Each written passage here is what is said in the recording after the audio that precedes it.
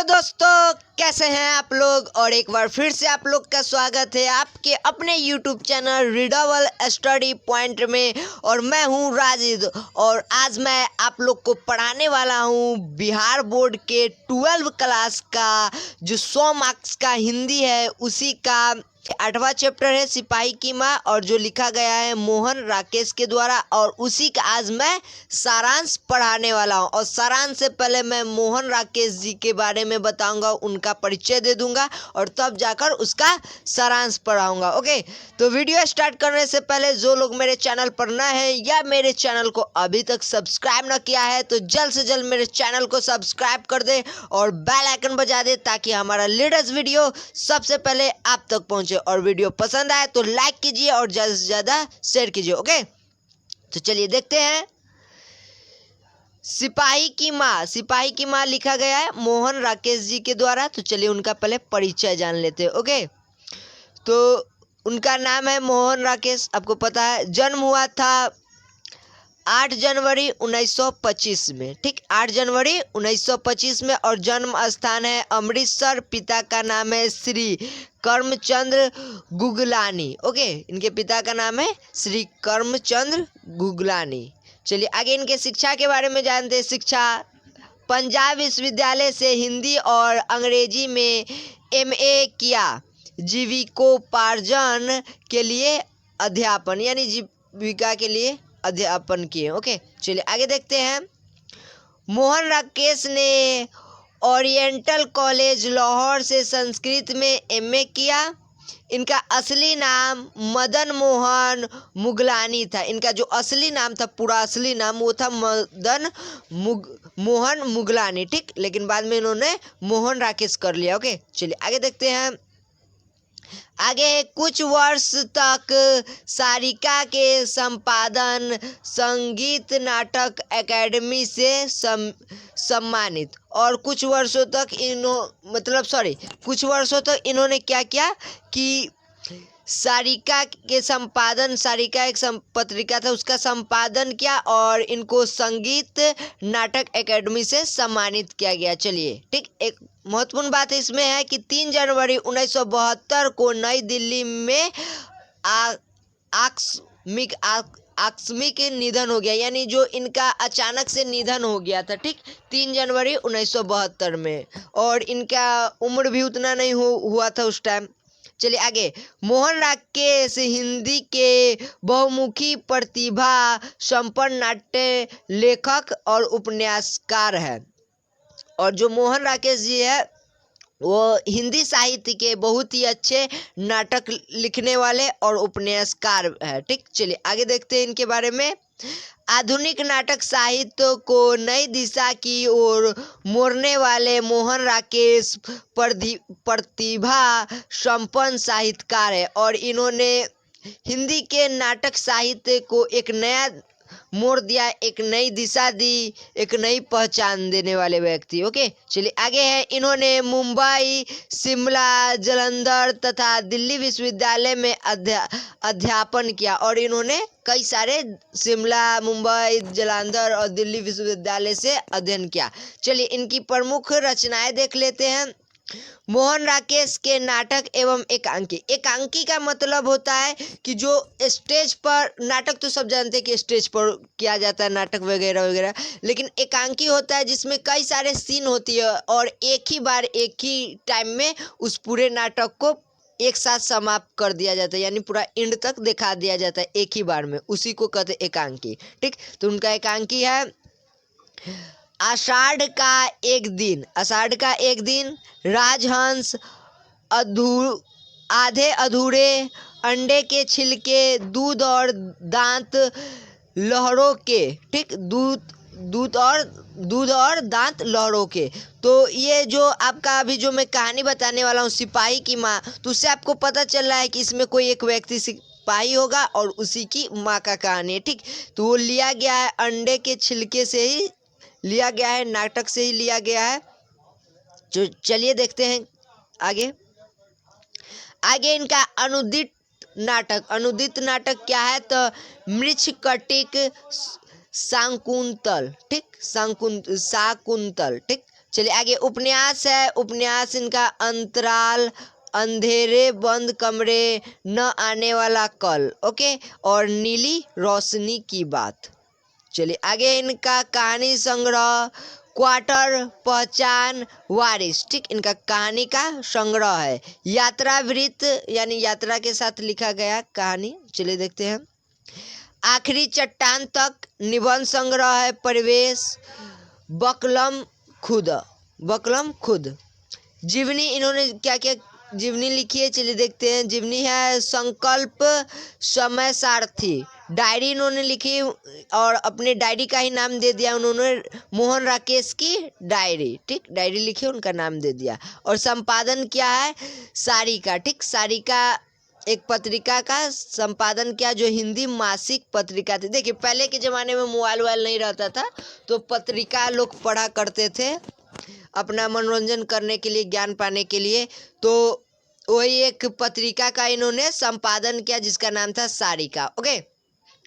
और मैं यहाँ पर आप लोग को कहानी में आए पात्रों के नाम बता देता, ओके। तो कहानी के पात्र चलिए तिरचिन की तरफ देख लेते हैं। बिशुनी, बिशुनी क्या है, माँ है, बिशुनी माँ है, ठीक। और मानक बेटा है जो सिपाही है, ठीक, यानी बिशुनी का बेटा मानक है।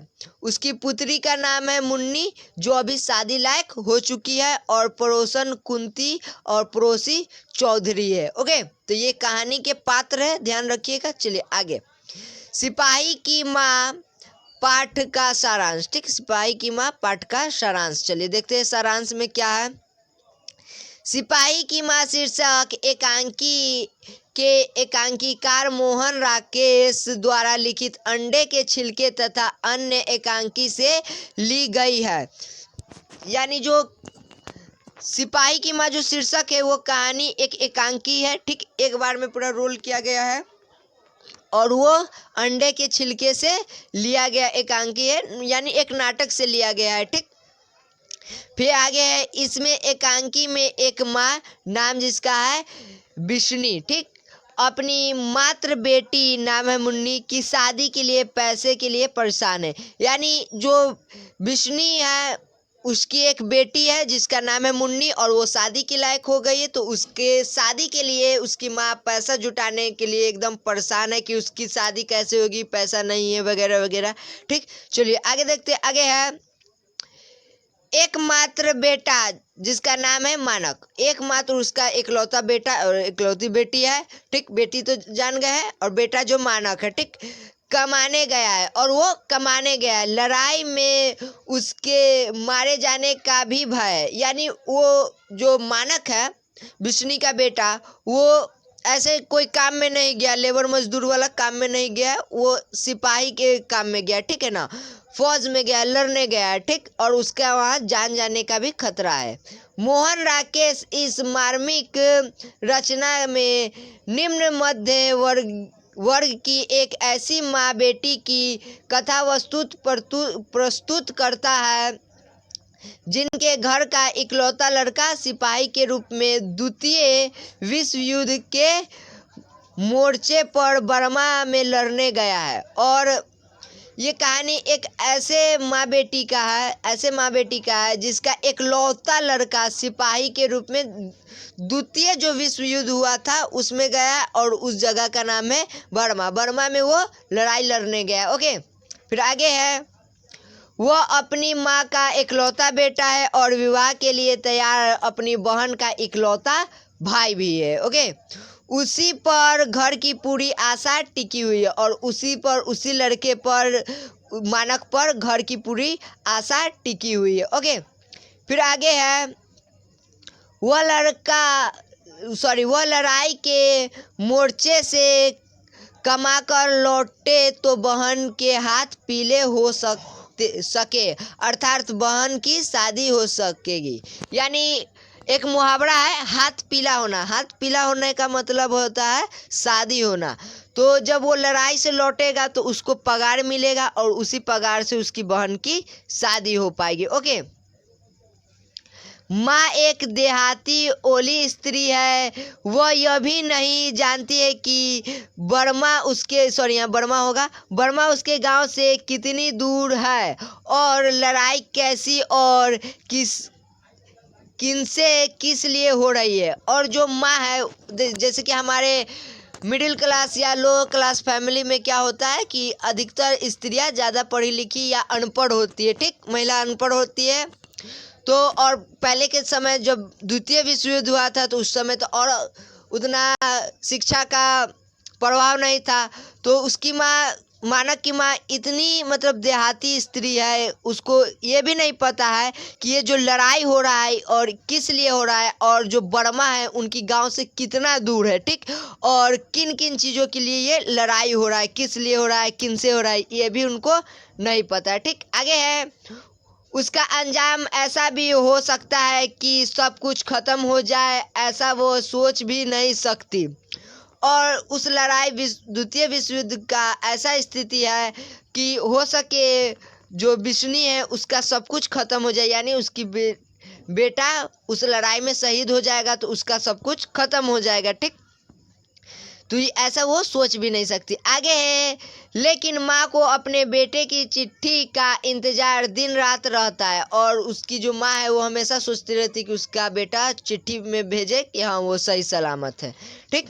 आगे है, लेकिन माँ को बेटा का चिट्ठी प्राप्त नहीं होता है। लेकिन माँ को बेटा का चिट्ठी प्राप्त नहीं हो पाता है क्योंकि वो तो लड़ने गया है ना, तो चिट्ठी कैसे लिख पाएगा। सपने में रोशनी को नाटक दिखाई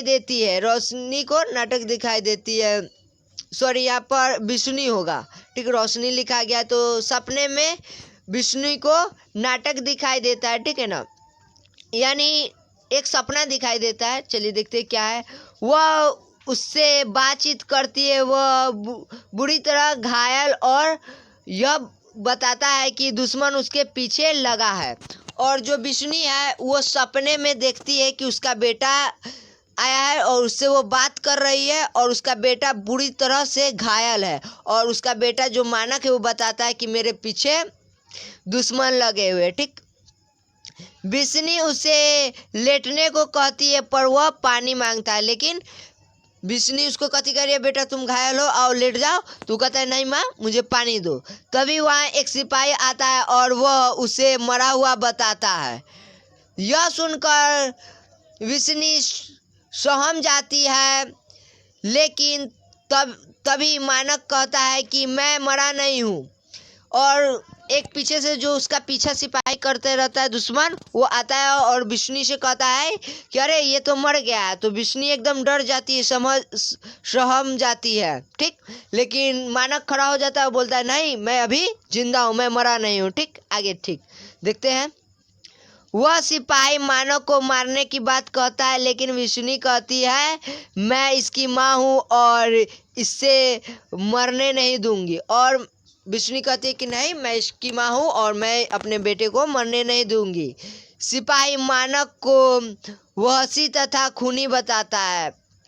वहशी कहने का मतलब कि जो बहुत ही बुरा काम करता है वही, ठीक, और खूनी यानी खून करना बताता है। लेकिन विष्णु उसकी बात को नकार देती है। वह कहती है यह बुरी तरह घायल है और इसकी किसी से कोई दुश्मनी नहीं है, ओके।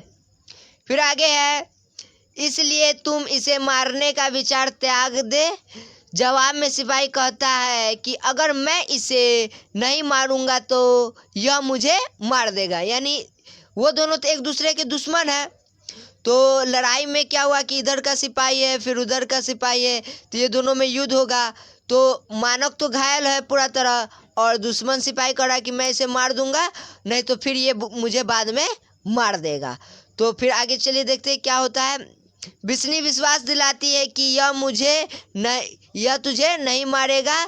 तभी मानक खड़ा होता है और उस सिपाही को मारने की बात कहता है। विष्णु उसे समझाती है लेकिन वह नहीं मानता है और उसकी बोटी बोटी करने की बात कहता है और उसकी कहता है कि मैं तुझे बोटी बोटी कर दूंगा, ठीक। यह सुन विष्णु चिल्ला बैठती है वह जोर जोर से मानक मानक कहती है। उसकी आवाज़ सुनकर मुन्नी आती है और जब वो नींद में जब चिल्लाती है मानक मानक, तो मुन्नी जो उसकी बेटी थी वो सुनकर आ जाती है। ठीक, माँ की स्थिति देख वह कहती है, तुम रोज भैया के सपने देखती हो, जबकि मैंने तुमसे कहा है कि भैया जल्दी आएंगे। और फिर जो मुन्नी थी वो समझाती है कि माँ तुम टेंशन नहीं लो, भैया जल्दी आ जाएंगे। ओके, फिर वह अपने माँ को गले लगा लेती है। बिस्नी उसका माथा चूमकर उसे सो जाने को कहती है और मन ही मन कुछ गुनगुनाने लगती है। फिर क्या होता है कि बिस्नी होश में आ जाती है और फिर वो अपनी बेटी के माथा को चूम लेती है, ठीक, यानी सर को, और कहती है कि जाओ बेटा तुम सो जाओ, और अपने आप में कुछ कुछ गुनगुनाने लगती। ओके, तो इसी तरह यह कहानी ख़त्म हो जाता है और ये एक नाटक था, एकांकित था। ठीक, तो thank you for watching this video. और वीडियो पसंद आए तो लाइक कीजिए, ज़्यादा से ज़्यादा शेयर कीजिए, और जो लोग मेरे चैनल पर नए हैं या मेरे चैनल को अभी तक सब्सक्राइब ना किया है तो जल्द से जल्द मेरे चैनल को सब्सक्राइब कर दें और बेल आइकन बजा दें ताकि हमारा लेटेस्ट वीडियो सबसे पहले आप तक पहुँचे। ओके, गुड बाय, जय हिंद।